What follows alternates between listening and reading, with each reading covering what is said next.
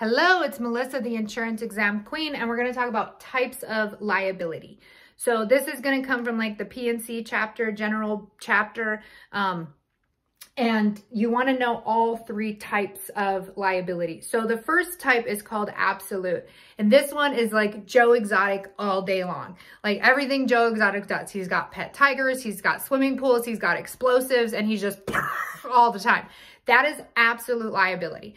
Absolute liability says that whatever you're doing is so dangerous that you are absolutely guilty, you are absolutely at fault, and we don't even need to prove that you are liable because you are absolutely doing something ridiculous, you are absolutely doing something dangerous, and you are absolutely at fault. So absolute liability, whatever you're doing is so crazy, you're absolutely at fault. And the most common examples on the exam will be swimming pool or a pet tiger. Now, technically it's any animal. So owning an animal is dangerous. It's an animal. Even if it's domesticated, at the end of the day, you can't control if the animal will bite someone, attack someone, whatever. So having an animal also says you have absolute liability. And then a swimming pool, we're like, is it as crazy as explosives? No, but making a hole in the ground and filling it with water is very dangerous for humans if they fall in.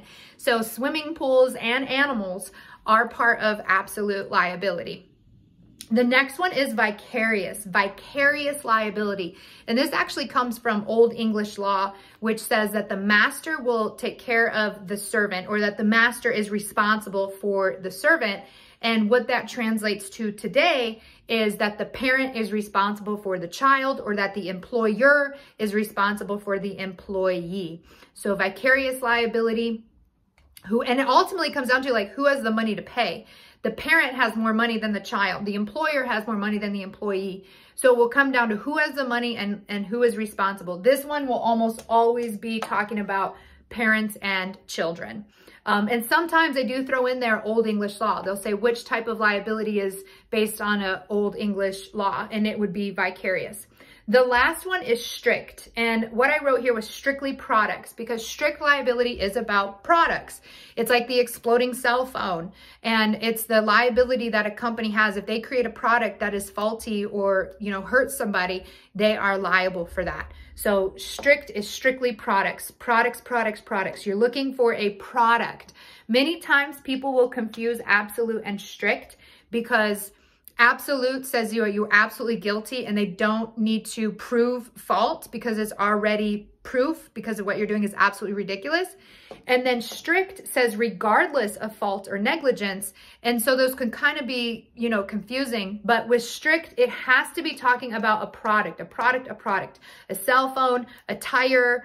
A tire is a common one that they talk about. They talk about the tire of a car, and that if it blows up or explodes and it's a manufacturer's fault, that would be strict liability.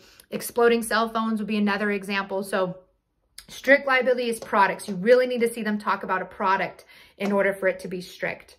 So again, these are the three types of liability that you'll see on the property casualty or personal lines exam. Every once in a while, it's also in the general insurance chapter for life and health. If you need any additional help, you have any questions about your exam, please drop them below. You can also find free resources on my Facebook page, Insurance Exam Queen. And I do have longer videos, slower videos where I explain these things in detail. I also offer classes. You can find all of that in the linky link in my bio. So all of you have a good day. I'm sending you all the love and vibe that you pass your exam. Mwah.